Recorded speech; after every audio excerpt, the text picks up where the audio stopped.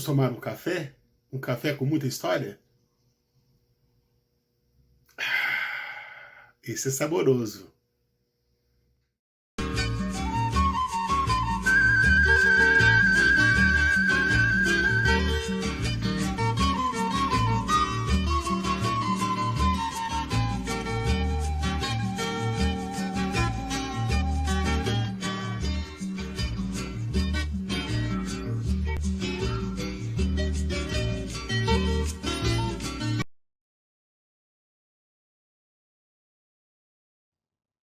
Olá! Se você está visitando esse canal pela primeira vez, seja bem-vindo. Seja muito bem-vindo. Eu sou o Adolfo de Mendonça Júnior, o Adolfão, do canal do YouTube Café com História do Adolfão. Sou professor e pesquisador.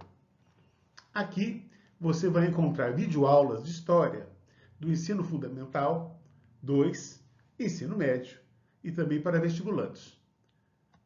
E também alguns vídeos debatendo questões políticas do mundo contemporâneo.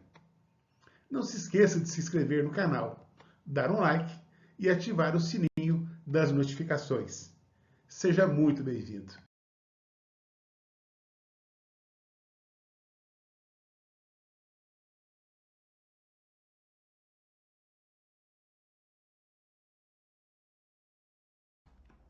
Liberalismo e neoliberalismo.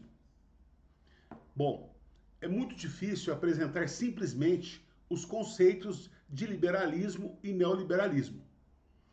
Então, minimamente, eu vou apresentar para vocês a história do pensamento econômico, sem querer fechar nenhuma questão. Aliás, nesse vídeo nós não vamos aprofundar sobre esses conceitos, que são estudados durante um semestre na universidade, né? Às vezes até um ano, dependendo da maneira como o professor monta o curso dele. Então, a minha ideia aqui não é acabar com esse debate, não. Muito pelo contrário. É oferecer elementos para você, para que você tenha condições de debater sobre esse assunto de uma maneira mais lúcida. De modo que nessa videoaula você aprenderá sobre as raízes do capitalismo e a evolução do liberalismo econômico, destacando a importância da liberdade individual e da liberdade econômica. Também discutiremos a fisiocracia, que surgiu como resposta ao mercantilismo, enfatizando a agricultura como verdadeira fonte de riqueza e defendendo também a mínima intervenção do Estado na economia. Eu espero que você goste. Nessa videoaula, você vai estudar a fisiocracia, o liberalismo econômico, o keynesianismo, o neoliberalismo e os impactos do neoliberalismo na sociedade contemporânea.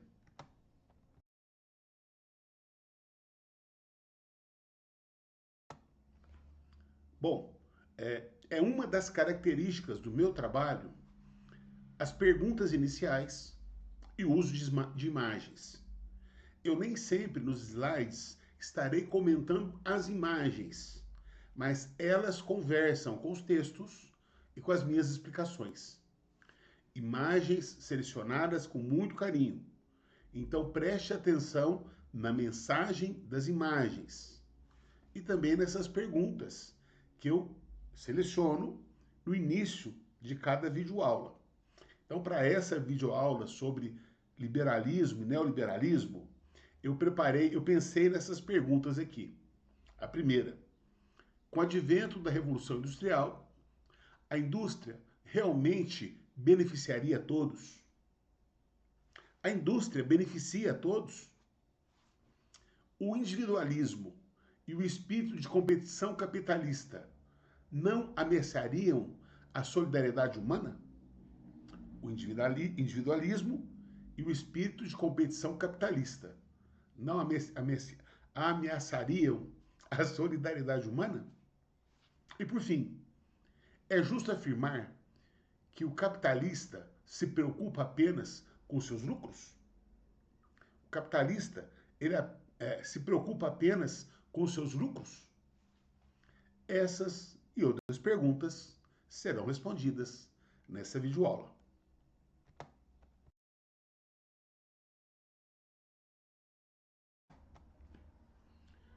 Então vamos à introdução. O capitalismo é um sistema econômico fundamentado na propriedade privada dos meios de produção, na acumulação de capital e na busca incessante pelo lucro. Embora ele tenha se consolidado no século XVIII, no contexto da Revolução Industrial, né, suas raízes remontam aos séculos XIV e XV, num período caracterizado pelo declínio do feudalismo e desenvolvimento do mercantilismo. É uma prática que pavimentou o caminho para o capitalismo. No século XVIII, na França, o liberalismo econômico ele emergiu como uma vertente do iluminismo, coexistindo com o desenvolvimento do capitalismo. Segundo alguns autores, capitalismo e liberalismo econômico são a mesma coisa. Bom, eu não vou entrar nessa polêmica, né? Mas existe muita convergência entre eles. E isso é um fato. O iluminismo ele surgiu se opondo ao antigo regime. Então, o iluminismo foi um movimento cultural que criticava o feudalismo, o absolutismo e o mercantilismo. O iluminismo ele defendia que um governo só seria legítimo se ele assegurasse ao mesmo tempo a liberdade e a igualdade de todos perante a lei. Então, é do iluminismo a ideia da divisão dos poderes do rei, porque na época os reis, né, eram absolutistas, ou seja, o rei governava sozinho, era ele que criava as leis, né, e julgava as pessoas. E os iluministas propunham uma sociedade onde houvesse a divisão dos poderes do rei em poderes executivo, legislativo e judiciário. Os economistas daquele período defendiam uma sociedade baseada na liberdade individual e no conceito de laissez-faire, que é liberdade econômica.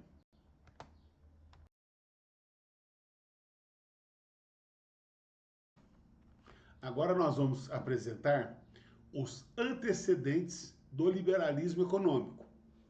Estou falando da fisiocracia. Bom, então a fisiocracia ela surgiu na França no século XVIII como uma reação ao mercantilismo, como uma crítica ao mercantilismo.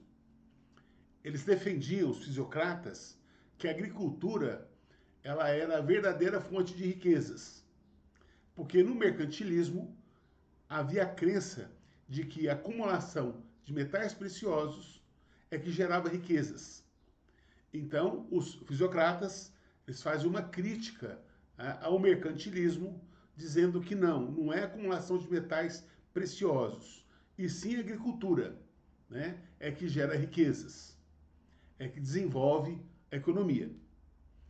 Outra coisa é que os fisiocratas acreditavam que a economia ela seguia leis naturais, como, por exemplo, a lei da oferta e da procura.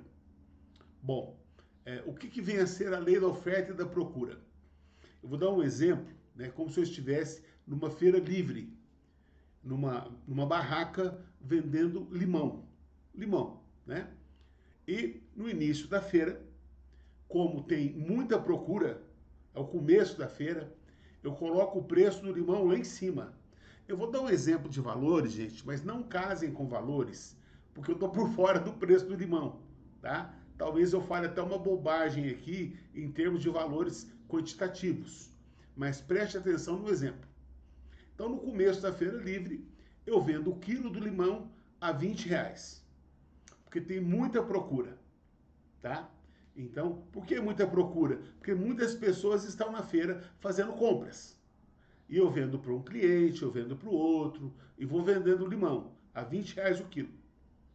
No final da feira, por volta de 1 hora, 1h30 da tarde, quando eu sei que a maioria das pessoas que tinham que fazer compras na feira já foram, já compraram, e que agora vem só um ou outro para fazer compras. Então o que eu faço com o preço do limão? Eu ponho ele lá embaixo. Então se no começo eu vendi o quilo a R$ 20, agora eu vendo 2 quilos de limão por R$ 5. E vou vendendo limão, quem vai aparecendo, tá vendo que está com um preço muito bom, a pessoa vai e compra o limão. Né? Então essa é a lei da oferta e da procura. Quando tem muita oferta, o preço cai.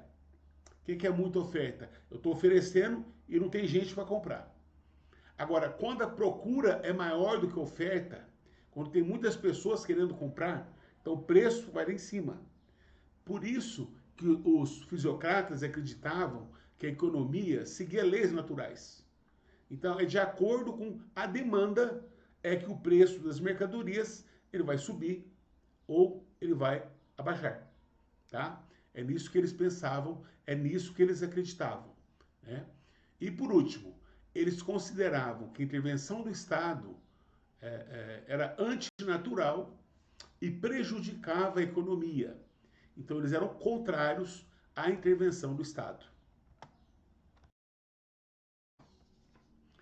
A expressão laissez-faire, laissez-passer, ela significa deixar fazer, deixar passar. Em outras palavras, né, as pessoas, segundo essa expressão, ou segundo os fisiocratas, né, elas têm o direito de agir livremente sem interferência do governo. Assim, o Estado ele deveria intervir somente em questões essenciais, no sentido de garantir as liberdades individuais e a propriedade privada. Ou, em outras palavras, né, o Estado interferia, por exemplo, numa guerra. Então, se o inimigo viesse por terra, o exército ia intervir. Se o inimigo invadisse a costa, a marinha ia intervir. Ou se o inimigo invadisse o espaço aéreo, a aeronáutica é que ia intervir. Então, essa seria a intervenção do Estado para garantir as liberdades individuais e também a propriedade privada. Os fisiocratas, eles acreditavam que a agricultura, somente a agricultura, era a única atividade verdadeiramente produtiva. Desculpa a redundância, viu, gente? A única atividade verdadeiramente produtiva. De modo que as outras atividades, né, econômicas, como por exemplo o comércio, o artesanato, eram estéreis, incapazes de gerar riquezas.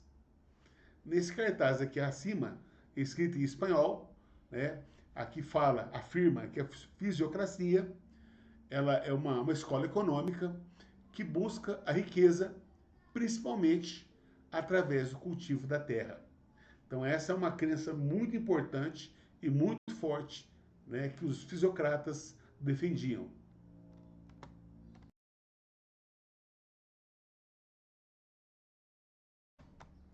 Os fisiocratas, eles defendiam a livre circulação de bens e serviços, sem qualquer tipo de protecionismo.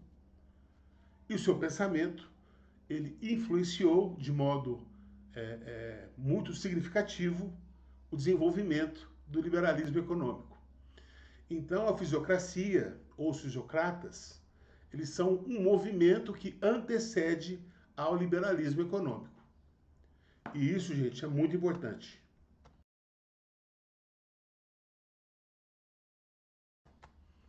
Os principais teóricos da fisiocracia, ou os fisiocratas mais importantes, né, é o Quesnay, o Turgot e o Gournay.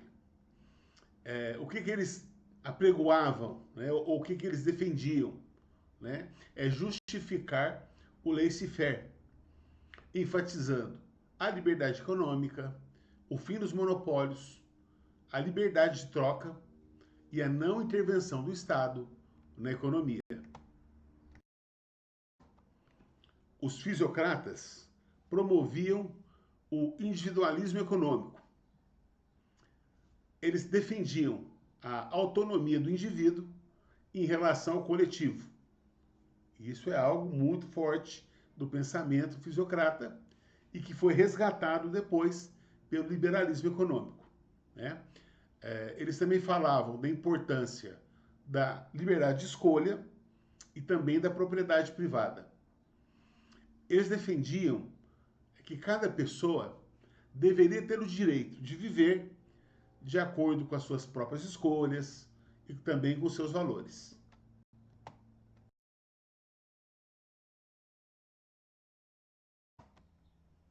Enfim, o liberalismo econômico de Adam Smith. Adam Smith, ele é considerado o fundador do liberalismo econômico, ou, se preferir, o pai do liberalismo econômico. E as suas principais ideias ele publicou no livro A Riqueza das Nações, em 1776. Ali, ele defende que, ao buscar o seu próprio interesse, que cada pessoa ela acaba contribuindo para o desenvolvimento e bem-estar da sociedade. Então ele apregoa o individualismo como algo bom. Ele fala também que o individualismo é vantajoso, enquanto que a intervenção do Estado é algo que restringe a livre iniciativa.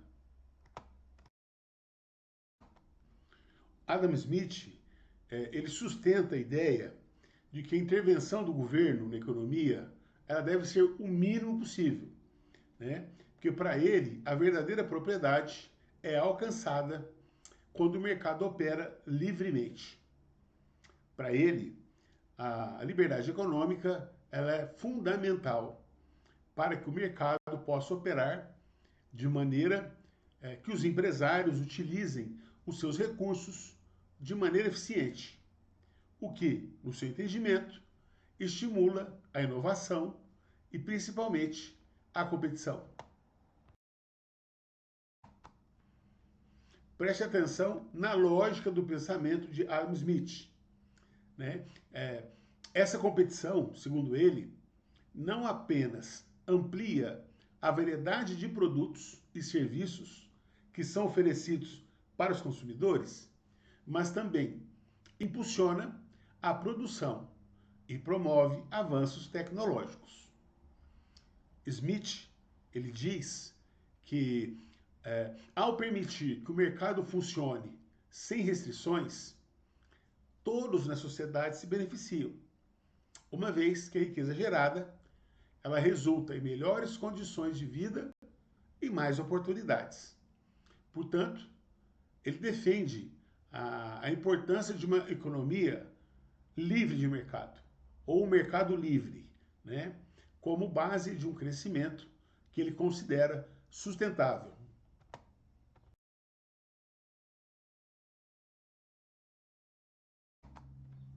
Além disso, Adam Smith ele critica os fisiocratas que viam a agricultura, somente a agricultura, como a única atividade produtiva. Para Adam Smith, todas as atividades humanas elas têm valor. E ele destaca a importância da indústria, tanto na promoção da divisão do trabalho, como também no aumento da produtividade.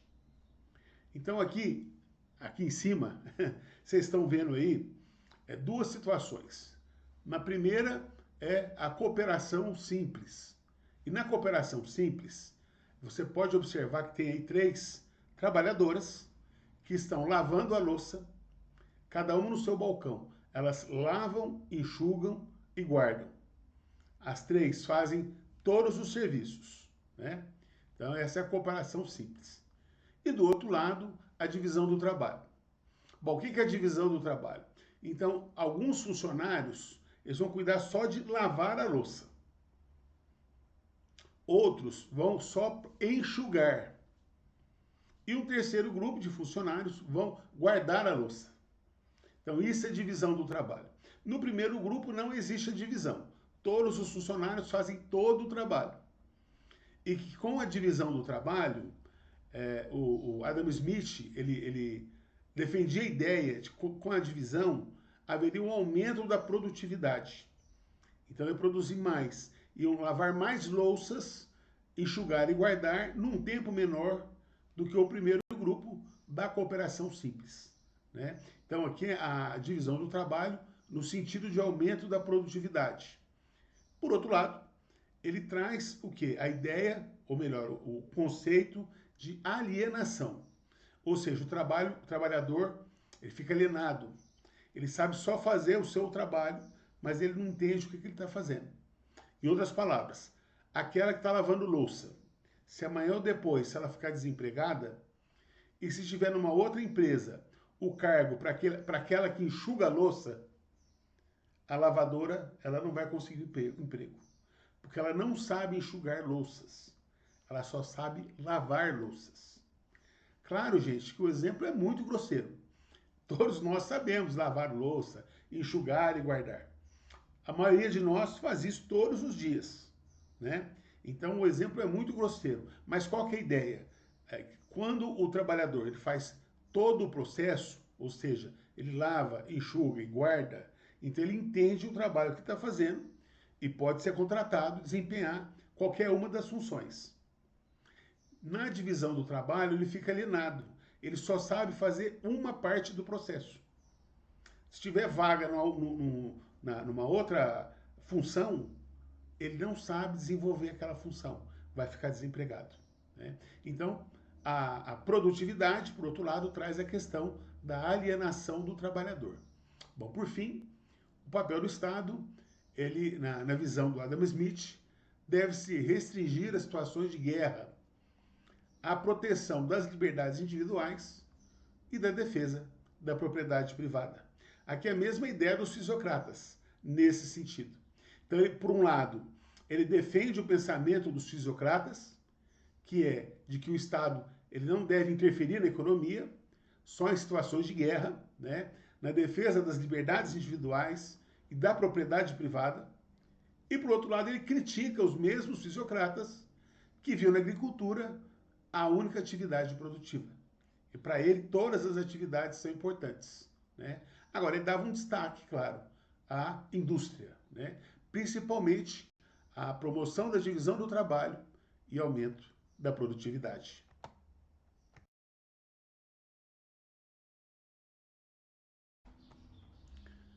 Bom, vamos falar um pouco sobre a chamada mão invisível na concepção de Adam Smith.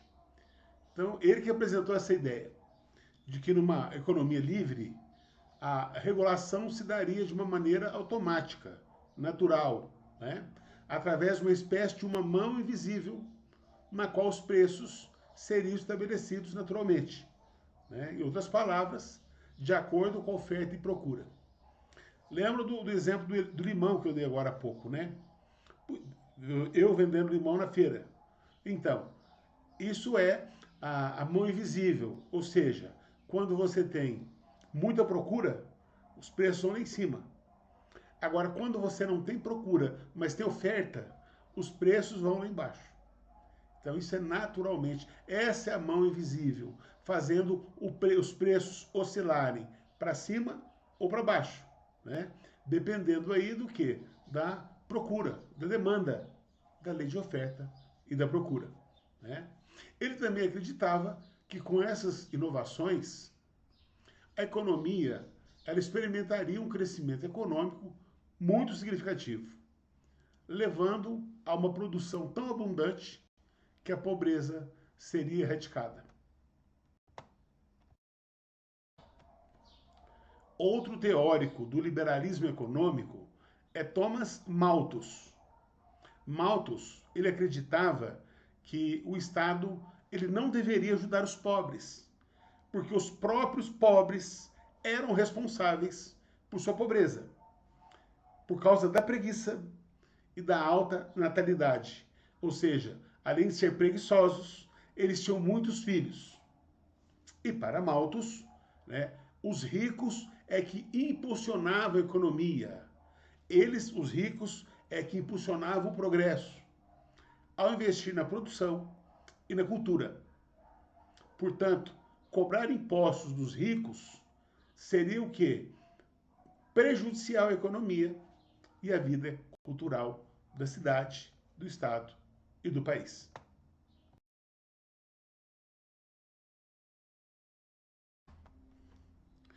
Você vai ver agora um ponto muito interessante dentro da história do pensamento econômico.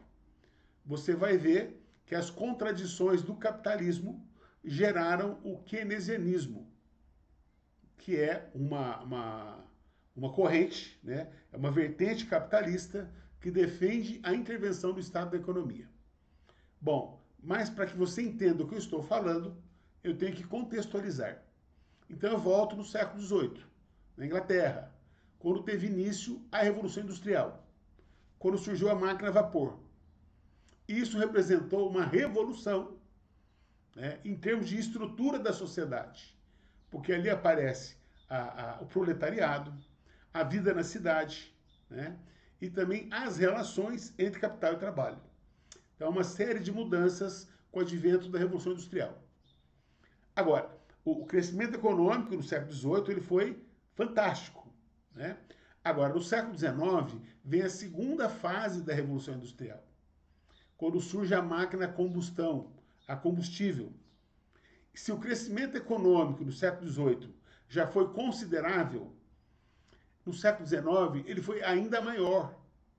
O aumento de produtividade foi maior, porque a máquina a combustão ela é mais rápida do que a máquina a vapor. Então os grandes capitalistas foram substituindo nas fábricas a máquina a vapor por máquina a combustão. Não é que deixaram de existir máquinas a vapor. Existem máquinas a vapor funcionando até os dias de hoje. Só que a máquina a combustão ela é mais rápida. Ela gera uma maior produtividade. Então os capitalistas foram substituindo as suas máquinas, né?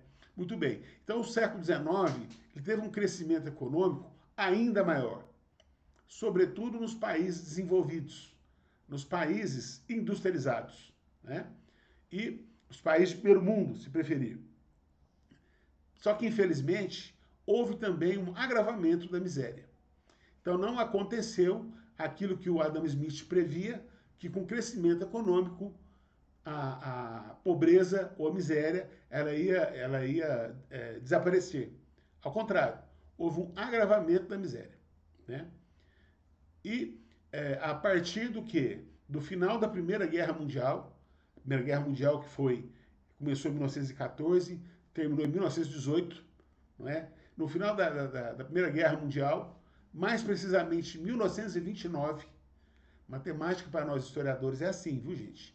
Nós saímos de 1919, 1918, para 1929, como se fosse de um ano para o outro. Para os matemáticos, eles vão contar dias, horas, minutos, né? Mas nós vamos só contextualizando historicamente. Bom, então no século XIX, crescimento econômico, não é? Mais agravamento da miséria. Tá. Aí no começo do século XX, a Primeira Guerra Mundial. E posterior à Primeira Guerra Mundial, o mundo ele vive a primeira grande crise do capitalismo, que é a crise de 1929, nos Estados Unidos, quando houve a quebra da Bolsa de Valores de Nova York. E essa crise dos Estados Unidos fez com que muitos empresários fossem à falência, que quebrassem, e que muitos trabalhadores fossem para as ruas, que perdessem os seus empregos. E o que é pior, a crise do capitalismo nos Estados Unidos, né, ela afetou a economia dos demais países capitalistas. Eu não vou dizer para vocês que era um mundo globalizado naquela época, mas ela afetou de modo globalizado a economia dos outros países, né? A crise de 29 nos Estados Unidos, uma crise do capitalismo. E como que os capitalistas iam sair da crise? Já que o que estava em voga era o livre mercado, eram as ideias de Adam Smith. Então, essa crise de 29 fez com que o economista, o John Keynes, ele repensasse a questão da presença do Estado na economia. Então, ele vai defender a intervenção do Estado na economia, que é um pensamento contrário ao liberalismo econômico, né? Então, ele vai falar que a intervenção do Estado ela era importante, necessária, né? E ele acreditava que a economia ela não se ajustava automaticamente, que o mercado livre ele não garantia o pleno emprego.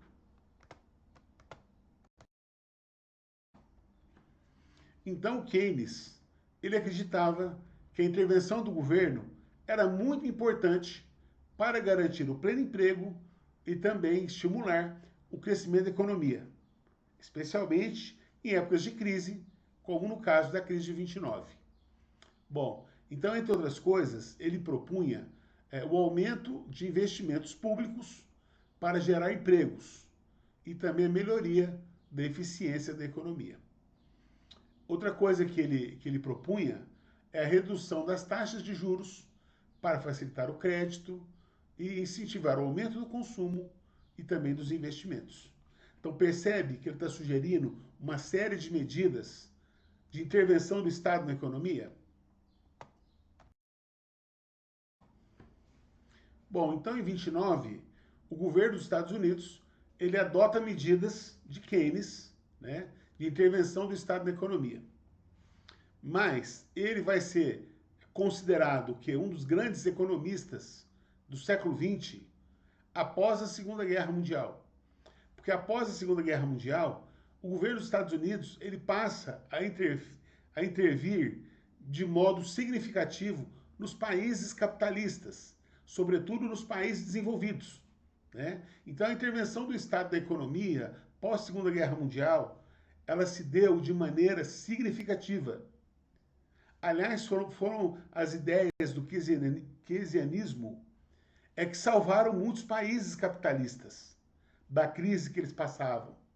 É por isso que pós Segunda Guerra Mundial, Keynes ele é apontado como um dos economistas mais influentes do século XX.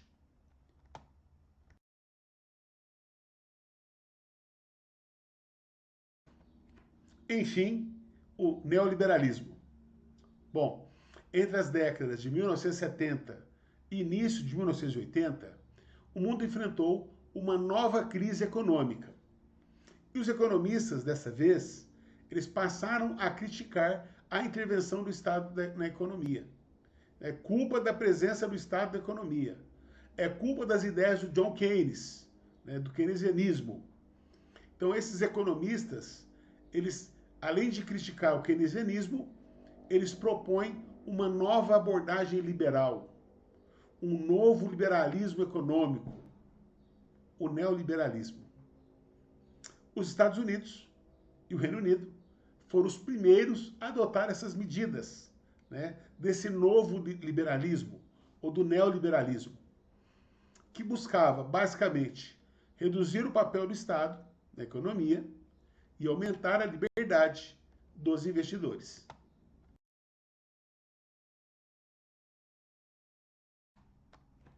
Bom, é importante que você entenda que o que nós vamos apresentar aqui não são as minhas ideias, são as principais características do neoliberalismo segundo os neoliberais, segundo o pensamento neoliberal, tá? Então eu estarei falando aqui, mas não é o que eu penso, e sim o que eles pensam, que isso fique claro.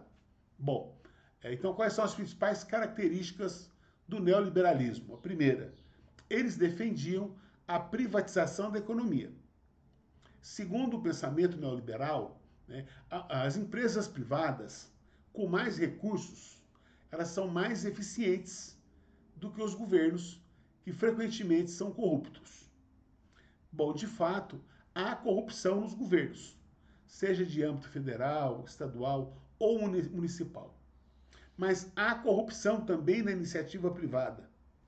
Porque a corrupção, gente, ela está na nossa mentalidade, está na nossa cultura. Então, corrupção não é uma coisa só de empresa pública, mas sim há corrupção, né, no governo. Não vamos ficar passando pano para governo nenhum. Para governo nenhum. Então há corrupção sim, né? Mas isso não significa dizer que uma empresa privada é mais eficaz, que é mais eficiente. Mas para o pensamento liberal, sim, eles defendem a privatização da economia, porque eles entendem que as empresas privadas são melhores, são mais eficazes, né? Outra coisa que eles defendem é a liberalização do mercado. O que é isso? Né? Eles defendem, então, a redução de tarifas alfandegárias de produtos importados. Então, facilitar a importação, a compra, né, de produtos importados. Isso é uma coisa que eles defendem. Né? E também eles defendem que haja uma liberdade, ou uma total liberdade, na movimentação de capital no mercado financeiro, na Bolsa de Valores. Esse é o entendimento deles.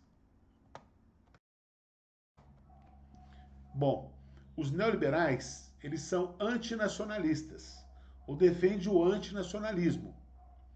Ou seja, eles criticam a intervenção do Estado para proteger empresas nacionais. Para eles, a intervenção do Estado protegendo empresas nacionais, isso impede a entrada do capital estrangeiro no país, né? Que é fundamental para o progresso.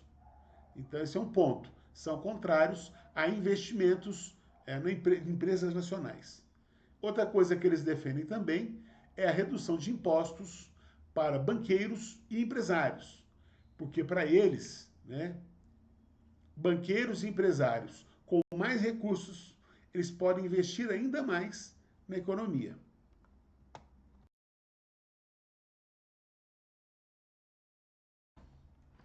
Bom, agora nós vamos tratar de um assunto que esteve presente no debate ou nos debates da última eleição para prefeito. E vimos esse problema em várias cidades, que é a questão das cirurgias, né, em algumas cidades. Uma fila de espera. Então, a pessoa que quer fazer uma cirurgia de catarata, por exemplo, ela tem que esperar um período para poder fazer essa cirurgia. Entre outras coisas. Tá, Adolfo, mas do que você está falando? Bom, vindo aqui para o slide. Os neoliberais, eles defendem a redução dos gastos públicos. Para eles, os programas sociais, eles sobrecarregam o Estado, né? E, com isso, eles defendem o quê? Cortes em áreas essenciais, como, por exemplo, na área da saúde. Isso leva à suspensão de cirurgias e atendimento odontológico, por exemplo. Por exemplo, mas não é só na área da saúde, em todas as áreas, né? Então, se hoje já existe uma discussão sobre como que o Estado oferece cirurgias, o neoliberalismo defende o fim das cirurgias, né? Ele defende o fim do atendimento odontológico, enfim, de todos os trabalhos que são oferecidos pelo Estado para a comunidade. Eles defendem o fim. Eles defendem o Estado mínimo, tá? Outra coisa que eles defendem também é a privatização do serviço público. Então, por exemplo, eles sugerem que os cidadãos paguem por planos de saúde, né? O que implica no fim do SUS. Então, eles defendem o quê? Tem que acabar com o SUS. Ah, então você precisa de atendimento médico, você vai pagar para o atendimento médico. É isso que eles defendem, tá? A privatização do serviço público, sugerindo que as pessoas paguem um plano de saúde e também eles defendem o fim da escola pública, né? Ou seja, em favor das instituições particulares. Então não vai ter mais escola pública. Ah, mas para o meu filho estudar? Você vai pagar uma escola para o seu filho. Então são duas coisas que eles defendem: a redução dos gastos públicos e a privatização do serviço público. Outro princípio neoliberal é a flexibilização do mercado de trabalho. Ou seja, eles propõem a revogação das leis trabalhistas e o fim dos sindicatos.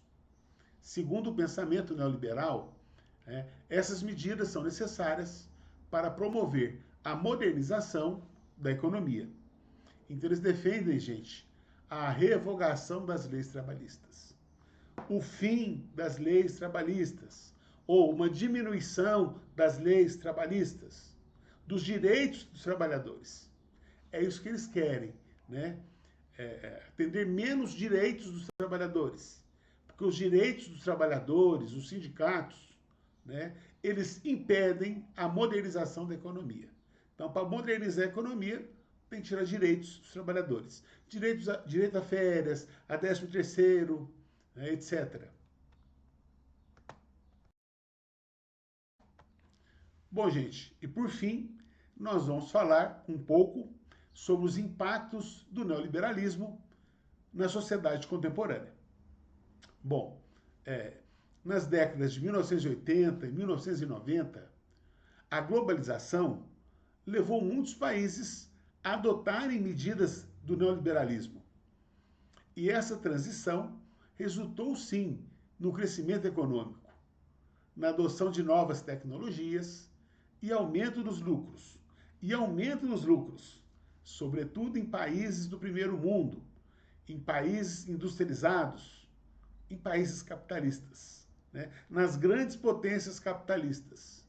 Então, houve sim crescimento econômico, adoção de novas tecnologias e aumento dos lucros. Mas o neoliberalismo ele foi incapaz de evitar novas crises econômicas, mesmo nos países desenvolvidos.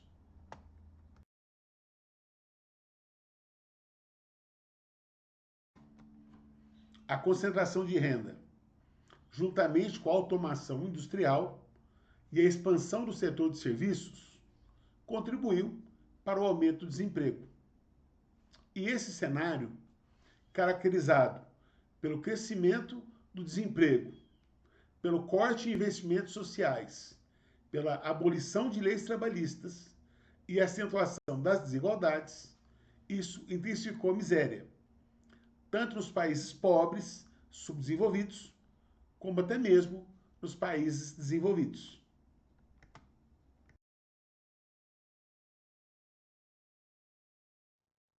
Está chegando ao final dessa videoaula. Espero que você tenha gostado. Se gostou, inscreva-se no meu canal do YouTube, dê um like e ative o sininho para receber as notificações. Vejo você na próxima videoaula, tá? Um grande abraço e até lá!